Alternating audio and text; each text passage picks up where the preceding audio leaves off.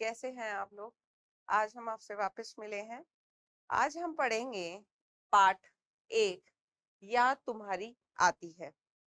याद तुम्हारी आती है एक कविता है राम नरेश त्रिपाठी जी की। उन्होंने बड़ी ही अच्छी तरह से इसमें प्रभु को यानी ईश्वर को याद किया है कि कब कब हमें ईश्वर की याद आती है ना। कवि कह रहे हैं, प्रस्तावना। ईश्वर ने इस धरती को तरह तरह के प्राकृतिक सौंदर्य से सज्जित किया है। कवि इस प्राकृतिक सौंदर्य का अवलोकन करके ईश्वर का स्मरण करता है। कवि जो है वो बार बार ईश्वर को याद करता है। क्यों? क्योंकि ईश्वर ने इतनी सुंदर धरती का सृजन किया है, उसे बनाया है ना। तो वो जब जब इस धरती के एक एक कहते हैं ना, कोई भी हलचल होती है या किसी भी प्रकार का कोई अलग वो होता है, जैसे कि जिस तरह से क्रियाकलाप अलग अलग होते हैं, तो वो जब जब उन क्रियाकलापों को देखते हैं उन्हें भगवान याद आते हैं और वो भगवान का धन्यवाद करते हैं। परिकल्पना। कवि ने ईश्वर को सृजनहार कहकर संबोधित किया है। क्यों? कवि ने जो है इस कविता में भगवान को सृजनहार यानी कि सृजन करने वाला, बनाने वाला कहकर संबोधित किया है। क्यों? आप सभी जानते हैं बच्चों कि भगवान ने इस धरती को बनाया है। पेड़ पौधे, पशु पक्षी, हमें सबको जो है भगवान ने बनाया है। इस धरती पर होने वाले एक एक क्रियाकलाप भगवान के द्वारा रचे हुए हैं। इस मतलब कह सकते हैं हम कि भगवान एक ऐसा इंजीनियर है ना, जिसने कि हर तरह की चीजें बनाई है। ये हमें भी नहीं पता कि कैसे बनाई है, लेकिन बनाई भगवान ने ही है ना। भगवान ने बनाया है कि किस तरह से एक छोटा सा पौधा, एक बीज गिरता है, कैसे वो अंदर से एक छोटी सी पौधा बनता है, फिर एक पेड़ बनता है ना, उस पर फल आते हैं। हमें ही ले लीजिए, हम किस तरह से एक पूरी क्रिया होती है कि बच्चा इस दुनिया में आता है, वो अंदर भी माँ के गर्भ में भी सांस लेता है, सारे क्रियाकलाप करता है और बाहर आकर भी वो सब कुछ करता है। तो भगवान एक सृजनहार है। उद्देश्य, ईश्वर द्वारा सृजित प्राकृतिक सौंदर्य के दर्शन कराना। इस कविता का उद्देश्य है कवि द्वारा कि हम सबको जो है ईश्वर भगवान के द्वारा जितने भी चीजें बनाई गई है, प्राकृतिक सौंदर्य है ना, प्रकृति की खूबसूरती का, उससे अवगत कराना है। तो आइए हम शुरू करते हैं आज की कविता, याद तुम्हारी आती है। जब छमछम बूंदे गिरती है, बिजली चमचम कर जाती है, मैदानों में वन बागों में जब हरियाली लहराती है, जब ठंडी ठंडी हवा कहीं से मस्ती ढोकर लाती है, हे जग के सृजनहार प्रभो तब याद तुम्हारी आती है। कवि यहाँ कह रहे हैं कि प्रभु, जब भी बारिश की बूंदें छम छम छम करके गिरती है, बिजली कड़कती है चमचम करके, है ना, बिजली कड़कती है, चमकती है।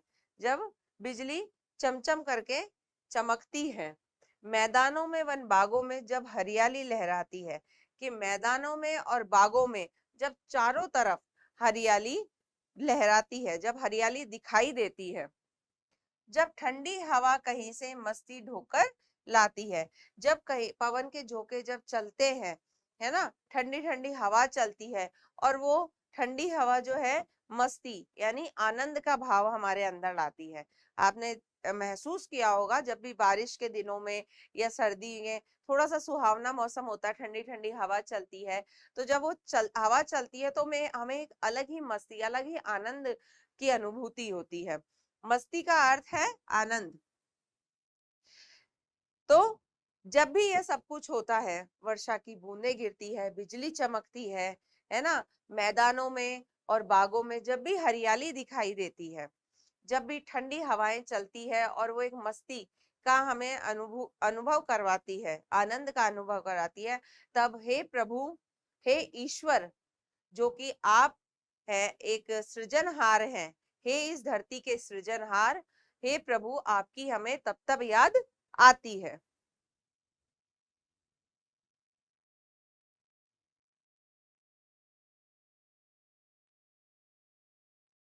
चुपचाप चमकते तारों की महफिल जब रात सजाती है, जब चांद शान से उगता है और दिशा दिशा धूल जाती है, जब ओस रूप में हरी घास चमकीले मोती पाती है, हे जग के सृजनहार प्रभु तब याद तुम्हारी आती है।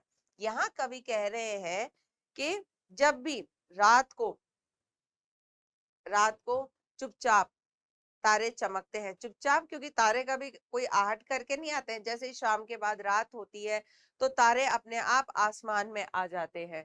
महफिल जब रात सजाती है, तारे जब आ जाते हैं चमकते हुए, है ना, और ऐसा लगता है मानो रात में कोई तारे इधर उधर चमकते हैं, ऐसा लगता है कि रात में कोई महफिल सज रही है।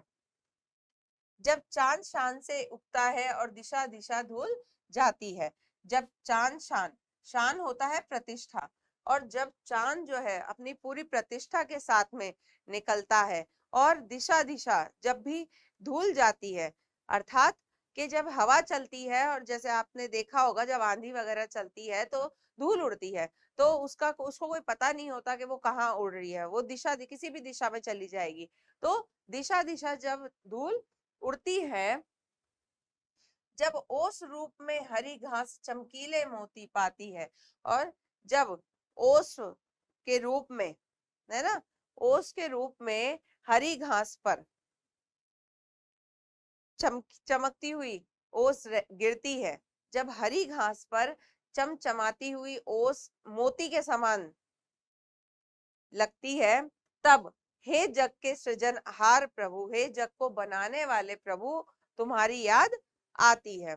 इसका छोटा ये रूप होगा कि जब भी तारे चमकते हुए, जब भी तारे चमचमाते हुए निकलते हैं, है ना, और ऐसा लगता है कि मानो रात में कोई महफिल सज रही हो, चांद जो है अपनी पूरी प्रतिष्ठा के साथ में उगता है, दिशा दिशा धूल, हर दिशा में धूल जाती है, और जब भी हरी घास पर ओस रूपी मोती दिखते हैं, तब हे प्रभु आपकी याद मुझे आती है।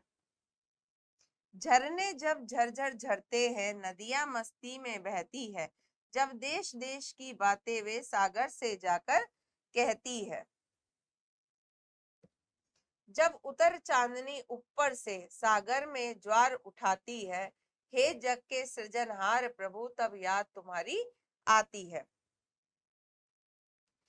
कवि कह रहे हैं कि जब झरने में से पानी बहता है और झरझर की आवाज आती है, झरझर करते हुए पानी बहता है, नदियां मस्ती में बहती है, नदियां बिल्कुल मदमस्त होकर बहती है ना, हिचकोले लेते हुए बहती है, जब देश देश की बातें वे सागर से जाकर कहती हैं, जब नदी बहती है, झरझर नदी बहती है हिचकोले लेते हुए, तो नदियां जो है सागर में जाकर मिलती है, और सागर में जाकर वे अपने अपने देशों के बारे में कहती हैं। कभी भी नदी, जो आपने देखा होगा, नदी जब बहती है तो वो सागर से ही मिलती है, वो किसी भी देश की नदी हो सकती है। तो इसीलिए कवि कह रहे हैं कि नदी जब बहती है तो वो सागर में जाकर मिलती है, और सागर से जो है अपने देश के बारे में बातें करती है ना। जब उतर चांदनी ऊपर से सागर में ज्वार उठाती है, और जब चांदनी, चांदनी रात में जब चांद पूरी उस पर अपने पूरी प्रतिष्ठा पर होता है, और जो चांदनी है वो सागर में गिरती है, चमचमाती हुई सागर में गिरती है, और सागर में जो ज्वार उठता है, ज्वार, ज्वार का अर्थ होता है जब सागर का पानी जो है ऊपर उठता है, ऊंची ऊंची लहरें उठती है, तो जब भी सागर में ज्वार उठता है, उसे देखकर हे प्रभु, हे सृजनहार, आपकी याद आती है ना। ये सारी जो है एक प्राकृतिक सौंदर्य के बारे में इन्होंने बताया है कवि ने। इस कविता के कवि है राम नरेश त्रिपाठी जी, उन्होंने बड़ी ही सुंदर रचना, है ना, एक छोटी सी कविता में हमें भगवान के द्वारा रचा हुआ एक प्राकृतिक सौंदर्य के दर्शन कराए हैं, है ना, कि किस प्रकार से, है ना, किस प्रकार से जो है चांद चमकता है, ओस रूपी ओस जो है मोती के समान दिखाई देती है ना, चांदनी जब आती है और सागर के ऊपर पूरे ज्वार के साथ में, मतलब एक एक छोटे छोटे क्षण में जब भी कोई प्राकृतिक सौंदर्य की बात होती है तो कवि को जो है ये इस संसार के प्रभु सृजनकर्ता याद आते हैं। ठीक है बच्चों, अब हम इसके इस पाठ के शब्दार्थ देखते हैं। शब्दार्थ: मस्ती, आनंद, सृजनहार, सृजन करने वाला, याद, स्मरण, सागर, समुद्र, जग, संसार, प्रभो, ईश्वर, शान, प्रतिष्ठा, ज्वार, सागर के पानी का ऊपर उठना। ठीक है बच्चों, शब्दार्थ हो गए हैं। अब जो है हम इसके प्रश्न उत्तर देखते हैं।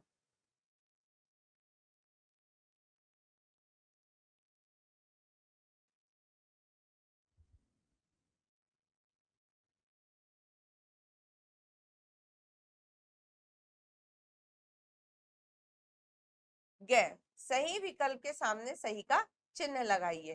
प्रश्न हमसे पूछे गए हैं, प्रश्न के कुछ विकल्प दे रखे हैं, जो सही है उन पर हमें सही का निशान लगाना है।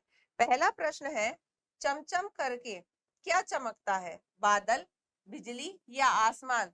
तो चमचम करके क्या चमकती है? बिजली। दूसरा है, इस संसार को बनाने वाला कौन है? ईश्वर, इंसान या फरिश्ता? तो इस संसार को किसने बनाया है? ईश्वर ने। तीसरा है, शान से कौन उगता है? सूरज, अंकुर या चांद? तो शान से कौन उगता है? चांद। चौथा है, चांदनी किसमें ज्वार लाती है? जब रात को चांद की चांदनी है ना, चांद की चांदनी पूरी आती है तो वो किस में ज्वार लाती है रात को?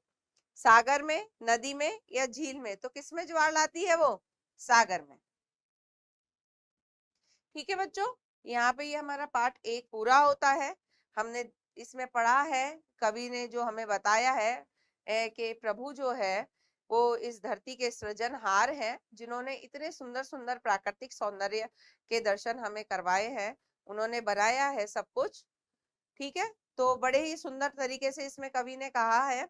हम ये सब कुछ याद रखेंगे और हम ये ध्यान में रखेंगे कि इस धरती को, हम सबको, हमारी प्रकृति को जितने सौंदर्य खूबसूरत सब कुछ दिखाई देता है, वो किसके कारण दिखाई देता है? ईश्वर के कारण, क्योंकि उन्होंने सब कुछ इतना सुंदर बनाया है। ठीक है बच्चों, अब हम आपसे मिलेंगे अगले पाठ पर।